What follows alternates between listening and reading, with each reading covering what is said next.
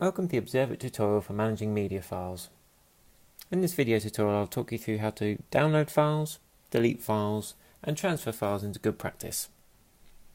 So, once you've logged into your Observic account, we come to this dashboard where we'll see data from reviews that have been completed and a list of ongoing reviews within your account. Also here there are a list of videos. However, in order to manage your media files, you must select media from the menu bar at the top of any page. Here you have a wall of video and audio thumbnails showing everything uploaded to your account. As you can see, we can upload media with a blue action button in the top corner which says plus add media. For help on this topic, please see the video tutorial for uploading media. Good practice videos are categorised in their own section at the top. We'll come back to that in just a moment. So as you can see here, we have media uploaded in your account next down the page and then media uploaded by other users at the bottom. This is only available to an administrator, but they can create and manage media categories in the admin stuff section, which you can see here. So, in order to manage your files, we can click the trash can symbol to delete a video.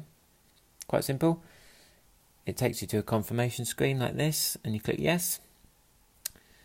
Remember, videos not transferred to good practice are usually deleted within 2 months from the date of upload.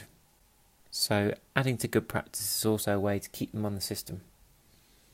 If you wish to download a video onto your system to edit or to keep, click the green downward facing arrow like this.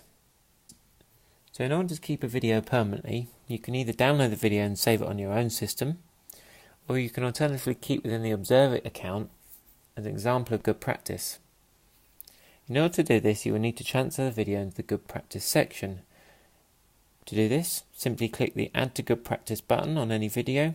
A pop-up window will come up allowing you to add a category and click Submit. You can now see that video has been added to Good Practice, which means it will be kept permanently on your system. If the video you have selected for the Good Practice library is from another user, they will automatically receive an email informing them to contact their administrator if they do not wish for this to happen. That concludes this video tutorial. Thank you very much for watching.